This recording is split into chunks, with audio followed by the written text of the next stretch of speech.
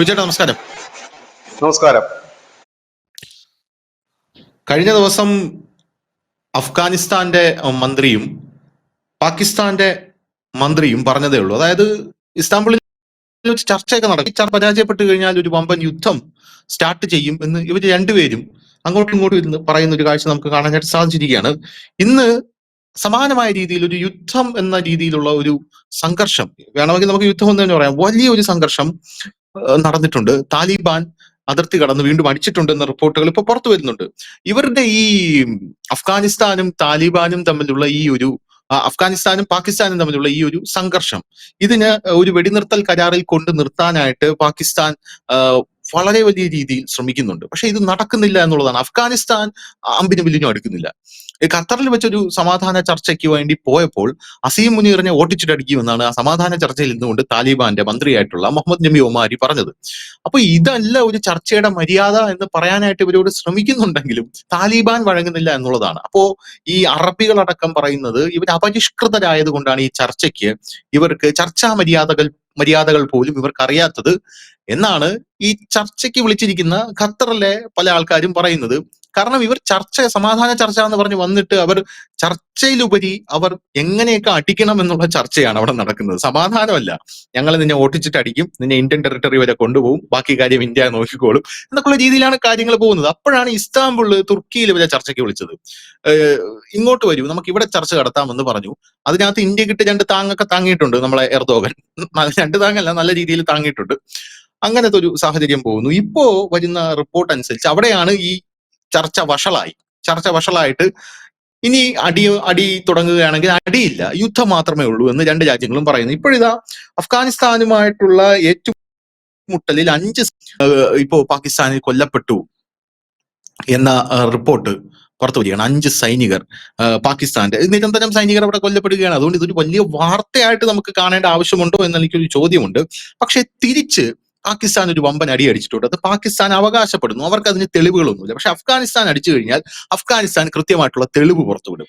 അഫ്ഗാനിസ്ഥാൻ ഇവിടെ പട്ടാളക്കാരുടെ തോക്കുകളൊക്കെ പിടിച്ചെടുത്തുകൊണ്ട് പോയി അവിടെ പ്രദർശിപ്പിക്കും, കാബൂളിൽ പ്രദർശിപ്പിക്കും, അവരുടെ യൂണിഫോം അഴിച്ചു കൊണ്ടുപോയി അവിടെ പ്രദർശിപ്പിക്കും, മരിച്ച പട്ടാളക്കാരുടെ എന്തെങ്കിലുമൊക്കെ സൈനോ സിമ്പിൾസോ ഒക്കെ എടുത്തുകൊണ്ട് പോയി അവരെ പ്രദർശിപ്പിക്കും. പക്ഷെ ഇവർ അടിച്ചു കഴിഞ്ഞാൽ, അത് പാകിസ്ഥാൻ അടിച്ചു കഴിഞ്ഞാൽ ഒരു തെളിവുമില്ല. അതൊക്കെ എയിൽ മാത്രമേ ഉള്ളൂ, എല്ലാം എയുടെ ലീലാവിലാസങ്ങളാണെന്നാണ് പല സാഹചര്യങ്ങളിൽ നമുക്ക് മനസ്സിലായിട്ടുള്ളത്. അവരിപ്പോഴും ഈ താലിബാന്റെ കേസിൽ അവർ പറയുന്നത്. ഇപ്പോ വെടിനിർത്തൽ കരാറിനെ കുറിച്ച് ചർച്ച ചെയ്യാൻ പോയ യോഗത്തിൽ വൻ അടിയായിട്ടാണ് അവർ തിരിച്ചു വന്നിരിക്കുന്നത്. ഇസ്താംബുളിലെ യോഗത്തിനിടയിലും സംഘർഷം ഉണ്ടായി എന്നാണ് അറിയാനായിട്ട് സാധിക്കുന്നത്. ഇപ്പോ അടി സ്റ്റാർട്ട് ചെയ്തിട്ടുണ്ട്. ഈ അഫ്ഗാനിസ്ഥാനും പാകിസ്ഥാനും തമ്മിലുള്ള ഇവരിങ്ങനെ നിരന്തരം അടിച്ചുകൊണ്ടിരുന്നാൽ ഇന്ത്യക്ക് എന്തെങ്കിലും പ്രശ്നമുണ്ടോ എന്നുള്ളതാണ് എന്റെ പ്രാഥമികമായിട്ടുള്ള ചോദ്യം. ഇന്ത്യക്ക് ഇത് പ്രശ്നമാണോ, സന്തോഷമുള്ള കാര്യമാണോ? രണ്ടാമത്തെ കാര്യം, പാകിസ്ഥാന്റെ എല്ലാ ഭാഗത്തു നിന്നും ഇപ്പോ വലിയൊരു സംഘർഷം പാകിസ്ഥാൻ നേരിടുകയാണ്. അതിന്റെ ഇടയിൽ ഒരു യുദ്ധം എന്നുള്ള ഒരു കെൽപ്പ് പാകിസ്ഥാൻ ഉണ്ടോ? പിന്നെ ഇത് ഔട്ട് ഓഫ് ദ സിലബസിൽ നിന്ന് ഞാനൊരു ചോദ്യം ചോദിക്കാം. ഇപ്പൊ ഈ ഓപ്പറേഷൻ സിന്ദൂർ 2.0 നമ്മൾ ലോഞ്ച് ചെയ്യാൻ പോകുന്നു എന്നാണല്ലോ നമ്മൾ പറയുന്നത്. അങ്ങനെയുള്ള ഒരു സാഹചര്യത്തിൽ ഞാൻ കഴിഞ്ഞ ദിവസം ബിജേട്ടൻ പറഞ്ഞ പോലെ ഒരു മെസ്സേജ് അയക്കാനായിട്ട് നമുക്ക് 20,000 കോടി രൂപയാണ് ചെലവ്. ഈ 20,000 കോടി രൂപ ഉണ്ടെങ്കിൽ ഈ ആസ്പെക്റ്റിൽ നിന്ന് നമുക്ക് ചിന്തിച്ചു കഴിഞ്ഞാൽ നമുക്ക് എത്ര റോഡ് ഇടാം, നമുക്ക് എത്ര സ്കൂള് പണിയാം, നമുക്ക് എന്തോരം കാര്യങ്ങൾ ചെയ്യാം, എത്ര ദരിദ്ര ജനങ്ങളെ നമുക്ക് കരകയറ്റാം. 20,000 കോടി രൂപയാണ് ഒരു മെസ്സേജ് അയക്കാനുള്ള നമ്മുടെ. അതിലും നല്ലത് ഇവര് തമ്മിൽ അടിച്ചിട്ട് അവർക്കൊരു മോറൽ സപ്പോർട്ട് കൊടുക്കുന്നതാണെന്ന് നമ്മുടെ രാജ്യത്തിന് വേറൊരു പ്ലാൻ ഉണ്ടായി കഴിഞ്ഞാൽ അതിലൊരു തെറ്റ് പറയാനായിട്ട് സാധിക്കുമോ? എന്താ തോന്നുന്നത്? ഇത് ലേറ്റസ്റ്റ് വാർത്ത ഇപ്പോൾ വരുന്ന അഫ്ഗാൻ പാകിസ്ഥാൻ ബോർഡറിൽ നിന്ന് വരുന്നത് 50 പാക് സൈനികരെ കൊന്നു എന്നാണ് ഇപ്പോൾ താലിബാൻ അവകാശപ്പെടുന്നത്. 5 പേരെ കൊല്ലപ്പെട്ടിട്ടുള്ളൂ എന്നാണ് പാക് സൈന്യം അവരുടെ ഒഫീഷ്യലായിട്ട് അവർ ട്വിറ്ററിൽ ട്വീറ്റ് ചെയ്തിരിക്കുന്നത്. 5 എന്നാണ് പറയുന്നത്. പക്ഷെ ഈ അഫ്ഗാനിസ്ഥാൻ സൈന്യം പറയുന്നത് 50 പാകിസ്ഥാൻ സൈനികരെ കൊന്നു. അതുകൂടാതെ ഒരു 25 ഭീകരരെ കൊന്നെന്ന് കൂടി പാകിസ്ഥാൻ പറയുന്നുണ്ട്. അത് ഈ തെഹ്രിക താലിബാനെ ഉദ്ദേശിച്ചാണോ അതോ ഇനി അഫ്ഗാനിസ്ഥാന്റെ സൈനികരെ കൊന്നിട്ട് ഇവർ തീവ്രവാദികളെന്നാണ് പറയുന്നത്? കൊന്നു കഴിഞ്ഞ ഉടനെ പാക് മാധ്യമങ്ങൾ തീവ്രവാദികളെന്ന് പറയും, സൈനികരെന്ന് അവർ പറയാറില്ല. ഇനി ആ രീതി അർത്ഥത്തിലാണോ പറഞ്ഞതെന്ന് അറിയില്ല. ഏതായാലും ഇസ്താംബുളിൽ ചർച്ച നടന്നുകൊണ്ടിരിക്കുകയാണ്, ഇപ്പോഴും ചർച്ച തുടരുകയാണ്. ഈ ചർച്ച തുടരുന്നതിനിടയിൽ തന്നെയാണ് ഇപ്പോൾ അടി പൊട്ടിയിരിക്കുന്നത്. ഇതിനകത്ത് ഒരു പ്രധാന വിഷയം എന്താണെന്ന് വെച്ച് കഴിഞ്ഞാൽ, അതിലിപ്പോ ധനുഷ് ആദ്യം പറഞ്ഞൊരു വിഷയമുണ്ട് ഇതിനകത്ത്, ഇല്ല എന്നുള്ളതല്ല. അത് ഇന്നലെ തന്നെ ഇന്റർനാഷണൽ മീഡിയാസ് അത് പറഞ്ഞിരുന്നു. കാരണം ഈ ചർച്ചയ്ക്ക് വരുമ്പോൾ സാമാന്യ മര്യാദ പോലും ഈ അഫ്ഗാനിസ്ഥാൻ പാലിക്കുന്നില്ല. അതിനിപ്പോ അവരെ കുറ്റം പറഞ്ഞിട്ട് കാര്യമില്ല. കാരണം അവർക്ക് അതിനുള്ള എക്സ്പീരിയൻസ് ഇല്ല. നയതന്ത്ര തലത്തിൽ പോകുന്നതോ ഇല്ലെങ്കിൽ ഇതിനൊക്കെയുള്ള സബ്മിറ്റുകളിലോ അല്ലെങ്കിൽ മീറ്റിങ്ങുകളിലൊക്കെ പങ്കെടുത്തവർക്ക് ശീലമില്ല. ഒരു ഇന്റർനാഷണൽ മീറ്റിങ്ങിലൊന്നും പങ്കെടുത്തിട്ടുള്ള ശീലക്കുറവിന്റെ ഒരു പ്രശ്നം അവർക്കുണ്ട്. അപ്പം കാരണം അവര് ഈ ഭീകരവാദമായിട്ട് നടന്നിരുന്ന സംഘടന, അവർ പെട്ടെന്ന് ഒരു ദിവസം 2021 അധികാരത്തിലേക്ക് വരുന്നു. വന്നു കഴിഞ്ഞതിന് ശേഷം അവരുടെ കൂട്ടത്തിലുള്ള ഏറ്റവും വിദ്യാസമ്പന്നനായ ഒരു മന്ത്രിയാണ് കഴിഞ്ഞ ദിവസം ഇന്ത്യയിലേക്ക് എത്തിയ മുത്താക്കി. അദ്ദേഹമാണ് ഏറ്റവും കൂടുതൽ വിദ്യാഭ്യാസമുള്ള വ്യക്തി ആ ഒരു മന്ത്രിസഭയിൽ തന്നെ. അപ്പൊ പിന്നെ ബാക്കിയുള്ളവരുടെ കാര്യം അറിയാവുന്നതാണ്. പിന്നെ ഈ ചർച്ചയൊക്കെ നടക്കുന്ന ദോഹയിൽ വെച്ചും തുർക്കിയിൽ വെച്ചും ഒക്കെ ആയതുകൊണ്ട് അവർക്ക് ഇവരെ മനസ്സിലാക്കാൻ എളുപ്പത്തിൽ കഴിയും. എല്ലാം നമ്മുടെ ആളുകളാണല്ലോ. അതുകൊണ്ട് പിന്നെ പെട്ടെന്ന് തന്നെ ഇവർക്ക് ഏകദേശം ഒരു ഐഡിയ കിട്ടും. ഞമ്മന്റെ ആളുകളായതുകൊണ്ട് എല്ലാവർക്കും ഒരു ഐഡിയ കിട്ടും ഇവനൊക്കെ ഇങ്ങനെയൊക്കെയാണ് ഇവന്മാരെന്നൊക്കെ ഉള്ളത്. അപ്പം ഇതൊരു വിഷയമാണ്. ഇന്നലെ ചെന്നത്തെ ചർച്ച പൊളിയാനല്ല, ഇന്നലത്തെ അടി നടക്കാൻ കാരണം ഇതെല്ലാം ഈ ആ ഒരു ടേബിളിന് അപ്പുറം ഇപ്പുറം വെച്ച് സംഭവിക്കുന്ന കാര്യങ്ങളാണ് ചർച്ചയിൽ.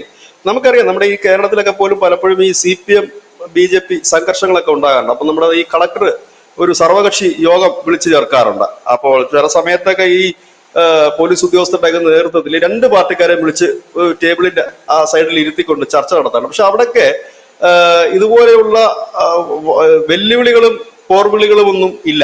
എന്നാൽ മൂർച്ചയേറിയ സംഭാഷണങ്ങൾ ഉണ്ടാകാറുണ്ട്. അപ്പൊ അതിന്റെ ഒരു മാനേഴ്സ് പോലും ഇവിടെ ഇല്ല എന്നാണ് നമുക്കതിൽ നിന്ന് മനസ്സിലാക്കാൻ കഴിയുന്നത്. 2 രാജ്യങ്ങളാണെന്നും കൂടെ ആലോചിക്കണം. മറ്റേത് കേരളത്തിലുള്ള 2 ചെറിയ സംഘടനകൾ, ആ സംഘടനകളുടെ ഒരു ചെറിയ പ്രാദേശികമായ തർക്കങ്ങളൊക്കെ ആയിരിക്കും മിക്കവാറും അങ്ങനെയൊക്കെയുള്ള ചർച്ചകൾ. അപ്പൊ അവസാനം ഇതായിട്ട് പോകും. അപ്പൊ ഇവിടെ പാകിസ്ഥാൻ ഒരു ഡിമാൻഡ് വെച്ചത് നമുക്ക് തുടർ ചർച്ചകൾ വേണം. ഈ തുടർ ചർച്ചകൾ വേണം, ദോഹയിൽ ഒരു തീരുമാനം എടുത്തത്. കരാറൊന്നുമില്ല, അവിടെ വാക്കാൽ പറഞ്ഞിട്ട് എഗ്രിമെന്റ് ഉണ്ടാക്കി പോരുക ചെയ്യുന്നത്. അപ്പൊ ആ തുടർ ചർച്ചകളുടെ ഭാഗമായിട്ടാണ് ഇപ്പൊ ഇസ്താംബൂളിൽ ചർച്ച. കാരണം എർദോഗൻ ആണല്ലോ ലോകത്തെ മുസ്ലിങ്ങളുടെ മുഴുവൻ ഖലീഫ ആകാൻ വേണ്ടി ഒരുങ്ങി നിൽക്കുന്ന കക്ഷി. അപ്പൊ അദ്ദേഹം വിളിച്ചു കൂട്ടി അവിടെ ചെന്നതാണ്. അപ്പൊ അവിടെ വെച്ചിട്ട് ഈ ഇന്നലത്തെ ചർച്ചയിൽ പാകിസ്ഥാൻ അങ്ങോട്ട് ഡിമാൻഡ് ചെയ്ത് നമുക്ക് 2 കൂട്ടരുടെ ആളുകൾക്ക് ഒരു സംയുക്ത പെട്രോളിംഗ് നടത്താം എന്ന് പറഞ്ഞു. അതായത് ഇവിടെ നിന്ന് ഇവർക്ക് അങ്ങോട്ടും കയറണം, അവിടെ നിന്ന് അവർക്ക് ഇങ്ങോട്ടും കയറണം. ഇത് അവരെ ചൊടിപ്പിച്ചു.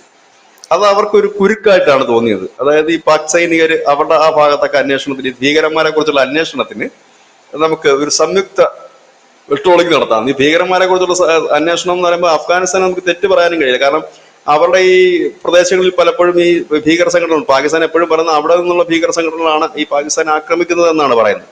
അങ്ങനെയുള്ളപ്പോൾ ഈ പെട്രോളിംഗ് എപ്പോഴും എങ്ങോട്ടാണ് പോകുന്നത്? അഫ്ഗാനിസ്ഥാന്റെ മണ്ണിലേക്കല്ലേ പോകുന്നത്. അതാണ് ഒരു ഉടക്കിന് കാരണം. ഇത് പറഞ്ഞു കഴിഞ്ഞ ഉടൻ തന്നെ അതൊരു വലിയ ഇതായി. ഇന്നലെ തന്നെ ചർച്ച നിർത്തിവെച്ചു. ഇന്നും തുടരാൻ തീരുമാനമായി. അതിനിടയിൽ തുർക്കി എർദോഗൻ പോയിട്ട് അഫ്ഗാനിസ്ഥാനെ അനുനയിപ്പിക്കാൻ ചില നീക്കങ്ങൾ നടത്തും എന്ന് ചില മാധ്യമങ്ങൾ പറയുന്നു. നീക്കം നടത്തിയോ ഇല്ലയോ എന്നറിയില്ല. ഏതായാലും ഇതിന്റെ എല്ലാം ഇടയിലാണ് ഈ അഫ്ഗാനിസ്ഥാൻ പാകിസ്ഥാൻ ബോർഡറിൽ അടി തുടങ്ങുന്നത്. ഇത് എനിക്ക് തോന്നുന്നു ഇതെല്ലാം മുൻകൂട്ടി കണ്ടുകൊണ്ടായിരിക്കണം ഇന്ത്യ ഒരുപക്ഷെ അതിർത്തിയിൽ ഒരു വലിയ സന്നാഹം നടന്നു. ഇപ്പൊ നേരത്തെ ധനുഷ് ചോദിച്ചു കൊടുക്കും, നമ്മൾ പുറകിൽ നിന്ന് സപ്പോർട്ട് ചെയ്താൽ പോരെ എന്ന് ചോദിക്കുന്ന ചോദ്യം, അത് നമ്മളിപ്പോൾ കേൾക്കുമ്പോൾ ഒരു സുഖം തോന്നിയാലും അത് പ്രാക്ടിക്കൽ അല്ല ഒട്ടും. കാരണം ഇത് എന്ന് പറഞ്ഞാൽ, കാരണം ഈ പാകിസ്ഥാൻ എന്ന് പറയുന്ന ഒരു രാജ്യം, അവർക്ക് ഇപ്പോൾ അഫ്ഗാനിസ്ഥാനുമായി യുദ്ധം ഉണ്ടാകുമ്പോൾ ഒരു പ്രധാന പ്രശ്നം ഇന്ത്യയുമായി യുദ്ധം ഉണ്ടാകുന്നത് പോലെയല്ല അഫ്ഗാനിസ്ഥാനുമായിട്ട് യുദ്ധം ഉണ്ടാകുന്നത്. കാരണം ഈ പാകിസ്ഥാൻ ഉള്ളിൽ തന്നെ ഈ അഫ്ഗാനിസ്ഥാനികളായിട്ടുള്ള അല്ലെങ്കിൽ അഫ്ഗാനിസ്ഥാന്റെ ആ ഒരു മതവും ആചാരവും പേറുന്നവരുണ്ട്. തെഹ്രീക്കെ താലിബാൻ എന്നൊരു ഭീകര സംഘടന തന്നെ ഉണ്ട്. ഈ അഫ്ഗാനിസ്ഥാന്റെ പല മന്ത്രിമാരും പഠിച്ചിരിക്കുന്നത് പാകിസ്ഥാനുള്ളിലുള്ള മദ്രസകളിലാണ്. അപ്പൊ ഇവരുടെ ഈ നമ്മുടെ ഈ ഒരു മുത്തക്കി വന്നിട്ട് നമ്മുടെ UP-യിലെ ദിയോബന്ദ് എന്ന് പറയുന്ന ഒരു മദ്രസയിലൊക്കെ പോയിരുന്നില്ലേ? അപ്പോ ദിയോബന്ദിന്റെ ഒക്കെ ഒരു ഹെഡ് ഓഫീസ് എന്ന് പറയുന്നത് പാകിസ്ഥാനാണ്. ആ ഒരു ശൃംഖലയുടെ, ആ വിദ്യാഭ്യാസ ശൃംഖലയുടെ തന്നെ. അപ്പൊ അതെല്ലാം പാകിസ്ഥാനിലുണ്ട്. ആ ഒരു വിഷയം വരും. നമ്മളുമായിട്ട് അടിക്കുമ്പോൾ ആ വിഷയം അവർക്കില്ല, ക്ലിയർ ആണ്. ഒരു സൈഡിൽ കാഫറുകളും ഒരു സൈഡിൽ അവര്. അപ്പൊ പിന്നെ കുഴപ്പമില്ല. ഇവിടെ അങ്ങനല്ലല്ലോ ഇവിടെ പ്രശ്നം. ഇവിടെ രണ്ടും ഇത് വരുന്നുണ്ട്. അപ്പൊ ഇതിനകത്ത് തന്നെ പ്രശ്നം ഉണ്ടാകും. അതൊരു വിഷയം. പിന്നെ ജനങ്ങൾ പ്രശ്നം ഉണ്ടാക്കും. കാരണം ഈ പള്ളി പിന്നെ ഉസ്താദുമാരും ഇവരും ഒക്കെ കയറി പ്രശ്നം ഉണ്ടാക്കും. അപ്പം ഇത് അവരെ സംബന്ധിച്ച് മറ്റൊരു ഒരു വെല്ലുവിളിയാണ്. പിന്നെ മറ്റൊന്നെന്ന് പറഞ്ഞു കഴിഞ്ഞാൽ പാകിസ്ഥാനെ സംബന്ധിച്ച് അവരുടെ സൈന്യം അഫ്ഗാൻ സൈന്യത്തെക്കാൾ വളരെ മികച്ച സൈന്യം തന്നെയാണെങ്കിൽ പോലും ഇവരുടെ ഒരു ആക്രമണ രീതി, പ്രത്യേകിച്ച് ഈ ഒളിപ്പോര് ഇല്ലെങ്കിൽ ചാവേർ ആക്രമണം ഇല്ലെങ്കിൽ ബോംബ് സ്ഫോടനം, അതിനെ നേരിടാൻ പാകിസ്ഥാന് ബുദ്ധിമുട്ടാണ്. ഇന്ത്യയുമായി അടിക്കുമ്പോൾ ഈ ബുദ്ധിമുട്ടുകളൊന്നും അവർക്കില്ല. കാരണം അതിർത്തി കടന്നു വരുന്ന ആയുധങ്ങളെ തടഞ്ഞാൽ മാത്രം മതി. പക്ഷെ ഇത് അങ്ങനെയല്ല. ഞാൻ മുമ്പ് പറഞ്ഞതുപോലെ തന്നെ എവിടെയാണ് പൊട്ടുന്നതെന്ന് പറയാൻ കഴിയില്ല. ബസ്സിനുള്ളിൽ പൊട്ടാം, ഇല്ലെങ്കിൽ വഴിയരികിലെ ഒരു പാർക്ക് ചെയ്ത സ്കൂട്ടറിൽ നിന്ന് പൊട്ടാം. ഇങ്ങനത്തെ ഒരു അവസ്ഥയിലാണ് നിൽക്കുന്നത്. ചാവേറുകളാണ് മിക്കവാറും ഇപ്പോൾ അവിടെ പണി നടത്തിക്കൊണ്ടിരിക്കുന്നത്. ഇങ്ങനെ ഒരു സാഹചര്യത്തിൽ അത് കുറച്ചുകൂടി രൂക്ഷമാകത്തേ ഉള്ളൂ. ഈ ഒരു സാഹചര്യം വെച്ചുകൊണ്ട് പാകിസ്ഥാന് പിന്നെ ചെയ്യാൻ കഴിയുന്ന കാര്യം ഇത് ശ്രദ്ധ തിരിച്ചുവിടുക എന്നുള്ളതാണ്. ശ്രദ്ധ തിരിച്ചുവിടുന്നതിന് അറ്റകൈ പ്രയോഗം എന്ന നിലയിൽ അവർക്ക് ഇന്ത്യൻ ബോർഡറിൽ എന്തെങ്കിലും അഭ്യാസം കാണിക്കുകയും ഇന്ത്യയുടെ അടി എരന്ന് മേടിക്കുകയും കൂടി ചെയ്തു കഴിഞ്ഞാൽ സ്വാഭാവികമായി തന്നെ ഒരു വിലാപം തുടങ്ങും.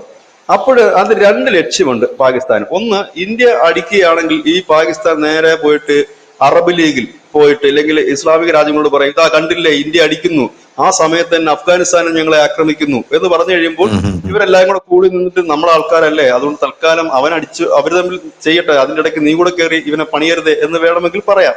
ഇങ്ങനെയുള്ള കുറെ ലക്ഷ്യങ്ങളുണ്ട്. ഇത് മാത്രമല്ല, ഇത് ഒരു ലക്ഷ്യം. രണ്ടാമത്തെ ഒരു ലക്ഷ്യം എന്ന് വെച്ചാൽ അമേരിക്കയെ സംബന്ധിച്ച് ഇപ്പോൾ ഏത് വിധേനയും ഈ ബഗ്രാം എന്ന് പറയുന്ന വ്യോമത്താവളം കിട്ടിയേ പറ്റൂ. കാരണം ചൈനയുമായിട്ട് ഇപ്പൊ ഇവര് രമ്യതയിലാണ്, ഇപ്പൊ കരാർ ഒപ്പിടുമെന്നൊക്കെ പറയുന്നുണ്ടെങ്കിൽ പോലും ചൈന ഏത് നിമിഷവും ഈ റെയർ മെറ്റൽസ് അടക്കമുള്ളവ നൽകാതിരിക്കാനുള്ള സാധ്യതയൊക്കെയുണ്ട്. അപ്പൊ അതിന് ചൈനയുടെ തൊട്ടടുത്ത് തന്നെ, പ്രത്യേകിച്ച് അവരുടെ ആണവ നിലയം നിൽക്കുന്നതിന്റെ 40 കിലോമീറ്ററിന്റെ അകലെയാണ് ഈ പറയുന്ന ബഗ്രാം വ്യോമത്താവളം, ആണവ മിസൈലുകൾ നിർമ്മിക്കുന്ന ഇതിന്റെ സ്ഥാപനത്തിന്റെ.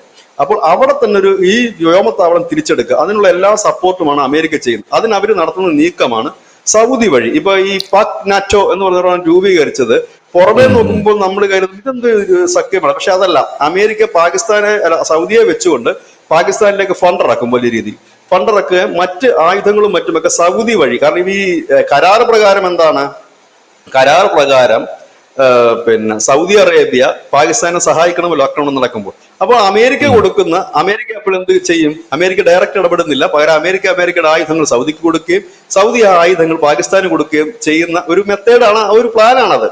ആ പ്ലാൻ അത് നന്നായിട്ട് അഫ്ഗാനിസ്ഥാൻ അറിയാം, ചൈനയ്ക്ക് അറിയാം, ഇന്ത്യക്ക് അറിയാം, എല്ലാവർക്കും അറിയാവുന്ന ഒരു പ്ലാൻ തന്നെയാണ് ഈ സാധനം. ഇതെല്ലാം കൊണ്ടാണ് ഈ അതിർത്തിയിൽ പ്രശ്നം ഉണ്ടാകും എന്ന് ഇന്ത്യ കരുതുന്നത്. ഏതായാലും ഈ അഫ്ഗാനിസ്ഥാൻ അവരുടെ അതിർത്തിയിൽ നടന്നത്, അഫ്ഗാനിസ്ഥാൻ പാകിസ്ഥാൻ അതിർത്തിയിൽ നടക്കുന്ന എല്ലാ സംഘർഷങ്ങളും ഇന്ത്യ സസൂക്ഷ്മം നിരീക്ഷിക്കുന്നത് മാത്രമല്ല ജാഗ്രതയോടുകൂടി തന്നെയാണ് പോകുന്നത്. കാരണം ഇന്ത്യക്ക് അറിയാം ഇത് കറങ്ങി തിരിഞ്ഞ് ഇവിടെ തന്നെ എത്തും, ഇത് വേറെ എങ്ങും പോകില്ല, ഇത് സാധനം വേറെ എങ്ങും പോകാൻ വഴിയില്ല, ഇത് ഇങ്ങനെ റൗണ്ട് ചെയ്ത് ഇവിടെ തന്നെ വരും, അതൊരു കുറച്ചുകൂടെ രൂക്ഷമാണ്. പക്ഷെ ഇത്തവണ ഫേസ് കുറച്ചുകൂടെ വ്യത്യസ്തമാണ്. അതിന്റെ ഒരു നമുക്ക് ഉള്ള ഒരു പ്രശ്നം, നമ്മുടെ കിഴക്കൻ മേഖല, പ്രത്യേകിച്ച് ബംഗ്ലാദേശിന്റെ മേഖലയിലും ചില ചൊറിച്ചിലുകളൊക്കെ ഇപ്പോൾ ആരംഭിച്ചിട്ടുണ്ട്, അതിനുള്ള ചില കാര്യങ്ങളുമുണ്ട്. അപ്പൊ നമ്മളെ സംബന്ധിച്ചും അതാണ്. പാകിസ്ഥാനെ സംബന്ധിച്ച് ഒരു സൈഡിൽ അഫ്ഗാനിസ്ഥാനെ നോക്കണം. ഇവിടെ ഇന്നിപ്പോ തെഹരിക്ക താലിബാൻ, ഞാനിപ്പോ ഇവിടെ ഇരിക്കുന്നതിന് തൊട്ട് മുമ്പ് ഞാൻ ലേറ്റസ്റ്റ് അപ്ഡേഷൻ കണ്ടത്, തെഹരിക്ക താലിബാൻ പാക് സൈന്യത്തെ വെല്ലുവിളിച്ചിട്ടുണ്ട്, ഞങ്ങളുമായിട്ട് വേണമെങ്കിൽ ഒരു യുദ്ധം നടത്തി നോക്കൂ എന്നും പറഞ്ഞിട്ട്. അഫ്ഗാനിസ്ഥാനെ വിട്, ഞങ്ങളുമായിട്ടെങ്കിലും നിങ്ങളൊരു യുദ്ധം നടത്തി നോക്കൂ എന്ന് പറഞ്ഞിട്ട് അവരൊരു വെല്ലുവിളിയാണ്. അതൊരു വെല്ലുവിളി. താലിബാൻ എന്ന് പറയുന്ന സംഘടനയെ അവിടെയുള്ള ജനങ്ങൾ കൂടെ അംഗീകരിക്കുന്നു എന്നുള്ളതാണ്. നമ്മൾ കഴിഞ്ഞ ദിവസം ഒരു വാർത്ത കണ്ടത്, ഈ തെഹ്രീക്കെ താലിബാന്റെ നേതാക്കന്മാരെയൊക്കെയാണ് ഈ ഖൈബർ പഖ്തൂൺ മേഖലയിൽ ഒരു പരിപാടിക്ക് ഗസ്റ്റുകളായിട്ട് വിളിച്ചിരുത്തി സംസാരിപ്പിക്കുകയാണ്. അപ്പൊ പാകിസ്ഥാൻ ഇത് വലിയ രീതിയിൽ അസ്വസ്ഥത ഉണ്ടാക്കുന്നുണ്ട്. പക്ഷെ ഞാനൊരു കാര്യം പറയട്ടെ വെച്ചിട്ട്, അവരുടെ ഒരു ആസ്പെക്റ്റിൽ നോക്കുമ്പോഴല്ലോ, അവരുടെ രാജ്യം അതൊരു തീവ്രവാദ രാജ്യമാണ്. എന്നിരുന്നാലും അവരുടെ ആസ്പെക്റ്റിൽ നോക്കുമ്പോൾ, ഇപ്പൊ ഉദാഹരണത്തിന് നമ്മുടെ രാജ്യത്തിനകത്ത് ഇതുപോലെ ആരെങ്കിലും, നമ്മുടെ രാജ്യത്ത് ഇപ്പൊ അഫ്സൽ ഗുരു, മറ്റേ യാസിൻ മാലിക്, ഇങ്ങനെയുള്ളവന്മാരെയൊക്കെ ആരെങ്കിലും ഒക്കെ വിളിച്ചു കഴിഞ്ഞാൽ നമ്മൾ വളരെ വലിയ രീതിയിൽ പ്രതികരിക്കുമല്ലോ. അപ്പൊ അതുപോലത്തെ ഒരു ആസ്പെക്റ്റിലാണ് ഇവന്മാർ കാണുന്നത്. പക്ഷേ ബിജേട്ടൻ ആദ്യം പറഞ്ഞാണ് വളരെ കറക്റ്റ്, രണ്ടുപേരും ഞമ്മന്റെ ആൾക്കാരാണ്. അതുകൊണ്ട് ഇവിടെ ഒരു മത ഐക്യമുണ്ട്. നമ്മുടെ രാജ്യത്താകുമ്പോൾ അവന്മാരും തമ്മിൽ ഒരു ഐക്യമില്ല. അവൻ തീവ്രവാദിയും നമ്മൾ ഭരണകർത്താവും അല്ലെങ്കിൽ നമ്മുടെ ജനാധിപത്യവാദിയും തന്നെയാണ്. പക്ഷെ അവിടെ ഒരു മത ഐക്യമുണ്ട്, ഏത് നിമിഷവും അവന്മാർ ഐക്യപ്പെടാം എന്നുള്ളൊരു സെറ്റപ്പ് അവിടെ ഉണ്ട്. അപ്പൊ ഈ ഖൈബർ പഖ്തൂൺ മേഖലയിൽ ഈ തെഹ്രീക്കെ താലിബാൻ ഈ പാകിസ്ഥാനെ ഈ യുദ്ധത്തിന് വിളിക്കുമ്പോഴും, താലിബാൻ അതിർത്തി കടന്ന് യുദ്ധം ചെയ്യാനായിട്ട് വരുമ്പോഴും, ഈ പാകിസ്ഥാന് അത് ഏത് തരത്തിലുള്ള ആഘാതമാണ് ഉണ്ടാക്കാൻ പോകുന്നത്, താലിബാൻ അത് ഏത് തരത്തിലുള്ള ആഘാതമാണ് ഉണ്ടാക്കാൻ പോകുന്നത്. ഉദാഹരണം ഞാൻ അത് ചോദിക്കാനുള്ള കാരണം എന്ന് പറഞ്ഞാൽ, ഇതിൽ ആർക്കായിരിക്കും ഒരു മുൻതൂക്കം എന്നുള്ളത് അത് നമ്മുടെ പ്രേക്ഷകർക്ക് അറിയാനൊരു ആകാംക്ഷ കാണും. കാരണം പാകിസ്ഥാന് വളരെ കിടിലമായിട്ടുള്ള സൈനിക സന്നാഹങ്ങളുണ്ട്, അതേസമയം താലിബാൻ അത്രക്കില്ല. താലിബാന് വിമാനം പറത്താൻ പോലും അറിയില്ല. അതുകൊണ്ട് കൂടുതൽ ഡാമേജ് ഈ താലിബാന്റെ ഭാഗത്ത് വരാനുള്ള ഒരു സാധ്യതയില്ലേ? ഈ ഇത്രയും വ്യോമ സംവിധാനവും കാര്യങ്ങളൊക്കെ ഉണ്ടായിട്ടും ഇത്രയും അടി താലിബാൻ തിരിച്ചടിക്കുന്നുണ്ടെങ്കിൽ അവരുടെ ഒരു ശക്തി എന്തായിരിക്കും? വളരെ സിമ്പിൾ ആയിട്ട് പറയാം, ഡാമേജ് കൂടുതൽ ഉണ്ടാകുന്നത് പാകിസ്ഥാൻ തന്നെയാണ്. അത് ഞാൻ സൈനിക ബലത്തിലല്ല, അതാണ് എന്റെ ഡൗട്ട്. അതെങ്ങനെയാണ്? അത് ഞാൻ വിശദീകരിച്ചു തരാം. അഫ്ഗാനിസ്ഥാനും പാകിസ്ഥാനും നമ്മൾ താരതമ്യം ചെയ്യുമ്പോൾ അഫ്ഗാനിസ്ഥാനെക്കാളും വളരെ മെച്ചപ്പെട്ട് നിൽക്കുന്ന ഒരു രാജ്യമാണ് പാകിസ്ഥാൻ. സൈനികപരമായിട്ട് മാത്രമല്ല, സാമ്പത്തികപരമായിട്ടായാലും മറ്റ് ഡെവലപ്മെന്റ്സ് ആയിട്ടായാലും അതായത് അഫ്ഗാനിസ്ഥാനെ സംബന്ധിച്ച് ഒന്നുമില്ല. ഇവിടെ എന്ന് പറഞ്ഞാൽ അങ്ങനെയല്ല. ഇവിടെ എന്തെങ്കിലുമൊക്കെ ഉണ്ട്, കുറെ കെട്ടിടങ്ങളെങ്കിലും നല്ലതുണ്ട്, കുറച്ച് റോഡുകളെങ്കിലും നല്ലതുണ്ട്, ടെലികമ്മ്യൂണിക്കേഷൻ പോകുന്നുണ്ട്, ജനങ്ങൾക്ക് ഒരു സിസ്റ്റം ഉണ്ട്. സിസ്റ്റമാറ്റിക് ആയിട്ടാണ് ഇപ്പോൾ കാര്യങ്ങൾ അവിടെ പോകുന്നത്. റൂൾസ് ആൻഡ് റെഗുലേഷൻസ് അതെ. ഉണ്ട്, ലോ ആൻഡ് ഓർഡർ വലിയ കുഴപ്പമില്ലാതെ അവിടെ പോകുന്നുണ്ട്. ഇതെല്ലാം അവിടെ ഉണ്ട്. ഒപ്പം തന്നെ അവര് ഈ വ്യാപാര ബന്ധങ്ങൾ മറ്റു രാജ്യങ്ങളുമായി നടത്തുന്നു, ഐക്യരാഷ്ട്രസഭയിലെ അംഗമാണ്. അങ്ങനെ കുറെ കാര്യങ്ങൾ ഇവർ സെറ്റ് ചെയ്ത് വെച്ചിട്ടുണ്ട്. അതായത് അഫ്ഗാനിസ്ഥാനെ സംബന്ധിച്ച് അവരുടെ കയ്യില് ഒന്നുമില്ല. ഈ ചാവേർ ആക്രമണം, ബോംബ് സ്ഫോടനവും, ഭീകര പ്രവർത്തനവും, പിന്നെ അവരുടെ കയ്യിലുള്ള കുറെ ലിമിറ്റഡ് ആയിട്ടുള്ള വെപ്പൺസ് മാത്രമേ ഉള്ളൂ. പക്ഷെ അവരുമായിട്ട് അതെ ഒരു അതെ. സംഘർഷം തുടങ്ങിക്കഴിഞ്ഞാൽ അത് പാകിസ്ഥാനുള്ളിൽ അതൊരു ആഭ്യന്തര സംഘർഷമായി മാറുകയും പാകിസ്ഥാന്റെ ഉം. സാമ്പത്തികം, ഇപ്പോഴുള്ള സാമ്പത്തികം തന്നെ കടം, കഴിഞ്ഞ ദിവസം വന്നത്ര $300 ബില്യൺ കടത്തിലെങ്ങാണ്ടാണ് ഇപ്പൊ നിൽക്കുന്നതെന്നാണ് കേൾക്കുന്നത്. അതുകൂടെ ഉം. കഴിയുമ്പോൾ പാകിസ്ഥാൻ അപ്പാടെ പോവുകയാണ്. കാരണം മറ്റവരുടെ അടുത്ത് ഒന്നുമില്ല, ഒരു ഗതിയും പരഗതിയും ഇല്ല അവരുടെ കയ്യിൽ. അവരുടെ കയ്യിൽ ഉള്ളത് കുറെ വെപ്പൺസും പിന്നെ ചാകാൻ തയ്യാറായിട്ടുള്ള കുറെ ചാവേറുകൾ കാണും. പാക് സൈന്യം ചാവാൻ തയ്യാറായിട്ടുള്ള ചാവേറുകൾ, അവർ സൈന്യമാണ്.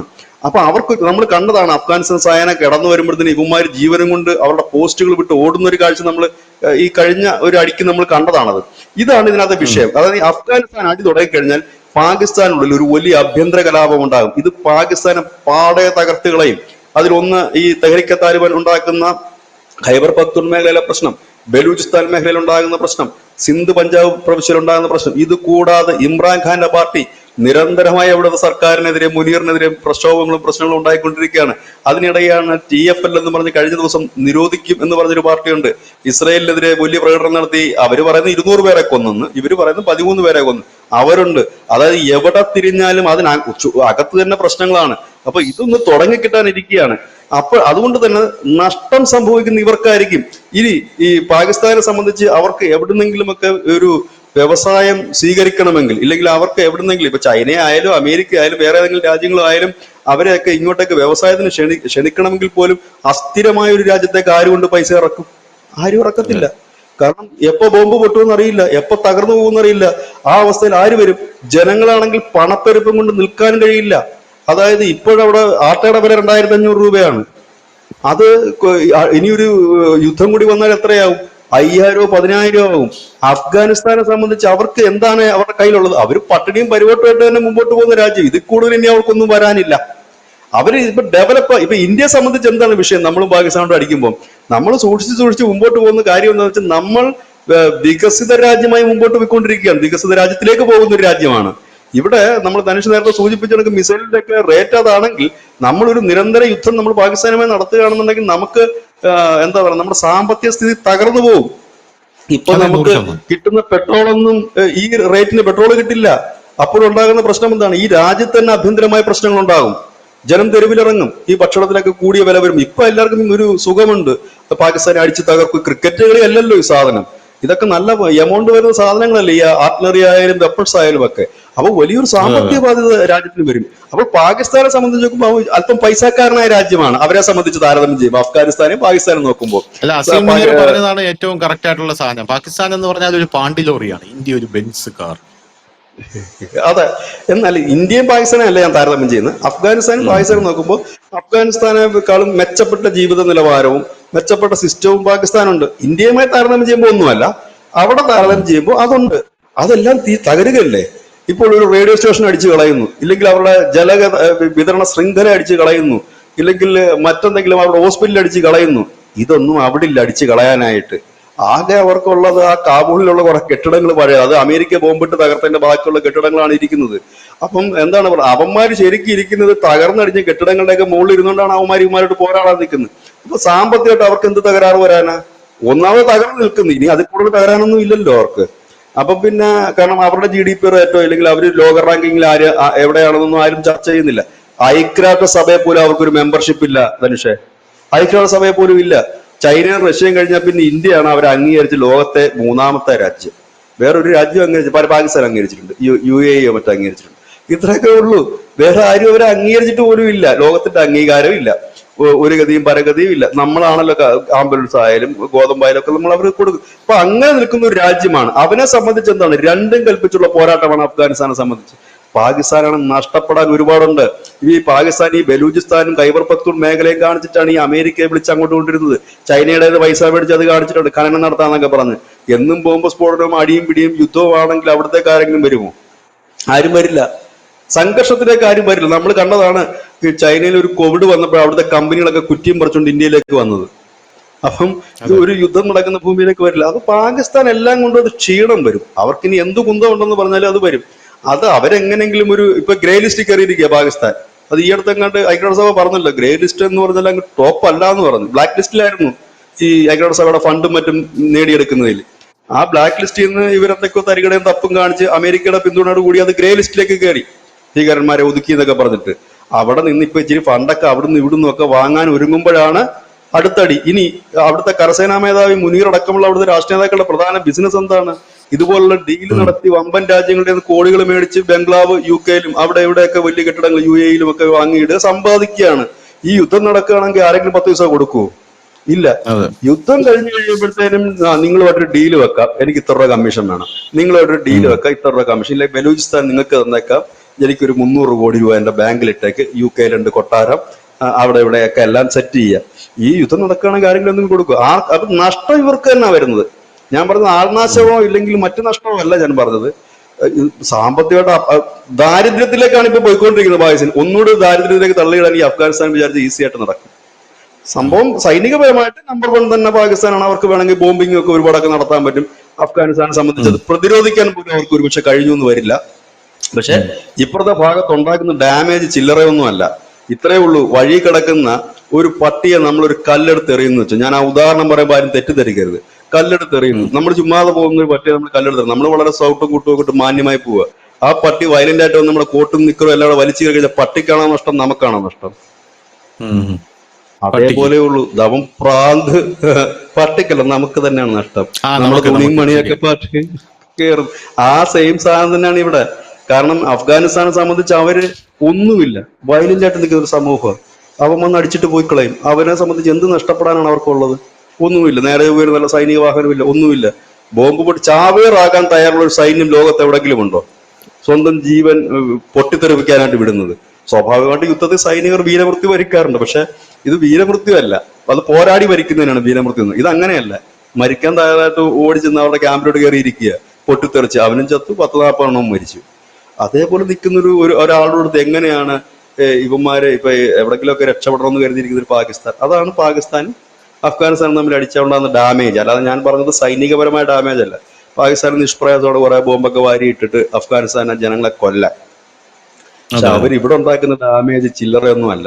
ആ മുറിവ് കരിയാൻ വർഷങ്ങളോളം വേണ്ടി വരും. കാരണം എന്താണെന്ന് വെച്ചാൽ അവരുടെ വേരുകളാണ് ഇവിടെ കിടക്കുന്നത് മുഴുവൻ, ഈ അഫ്ഗാനിസ്ഥാന്റെ ഈ മതമൗലികവാദികളെല്ലാം മറ്റുള്ളവർ. അതായത് അവിടെ അടി തുടങ്ങിക്കഴിഞ്ഞാൽ ഇതിനുള്ളിൽ എവിടെയൊക്കെ പൊട്ടുമെന്നുള്ള കാര്യത്തിൽ യാതൊരു ഉറപ്പുമില്ല.